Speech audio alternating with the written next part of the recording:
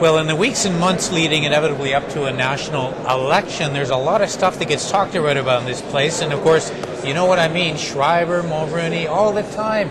But you know what? At the end of the day, I don't know about other MPs, but my constituents didn't send me here to talk about Schreiber or Mulroney. They sent me here to talk about things that matter in their lives. And one of the things we don't talk about enough around this place that I know you care about is health care.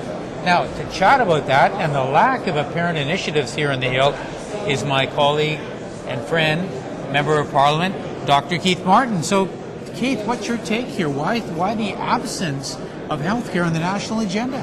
It's absolutely perplexing, Garth. Your intro is bang on. Canadians sent us here to deal with the big issues they care about. Healthcare is one of the biggest issues regardless of where you live. We have people waiting in emergency departments 6, 7, 8 hours, people waiting for a bed for days on end. That's not healthcare, that's sick care. So tragically, here on Parliament Hill, in the House of Commons, there's virtually nothing talked about healthcare. Healthcare does not come about. We don't talk about the need for a national workforce strategy. As we get older, so too do our caregivers. Our physicians, nurses, and techs are getting older. We need a national workforce healthcare strategy.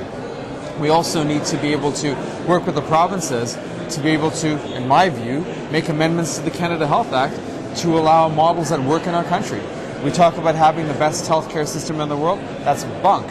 We're dropping down in terms of where we stand with other countries, and we're paying a lot of money for it. Why don't we look at models in Europe? Too often it's framed as, if it's not our system, it's the United States. And you and I know that's nonsense. So why don't we look at models in Europe that work well to provide better access to quality care for their people at a lower cost? They don't have waiting lists in some of these countries, and they're able to enable their public to have better access to the high-tech equipment and interventions that exist, but Canadians can't get access to because there isn't enough money in the pool to pay for it. Now, typically what is on the political agenda is often driven by the media. The media is driven by what's happening in the public mood and public mind. So are you trying to tell me here that your constituents of mine don't care about health care? Is that why it's not on the agenda? Or is the government suppressed it and trying to change the channel?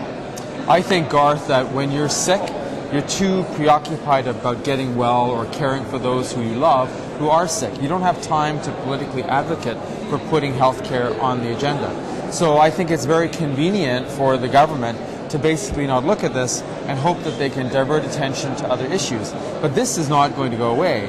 And I hope that this comes first and foremost in the next election so that all Canadians will put all political parties' feet to the fire and say, what are you going to do to make sure that I and my family are going to get timely access to quality care when they need it, and that it's affordable and doable? That's what we need to have. That's what we should be doing by working with the province. And there's nothing that can prevent a federal government from working with the provinces, who are the managers of healthcare. We know that.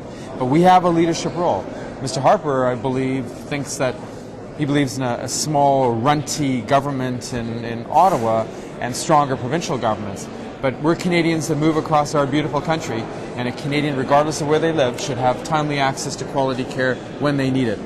Okay, good stuff. Thank you very much, Keith. Thank you, Ryan. And thank you for watching MPtv.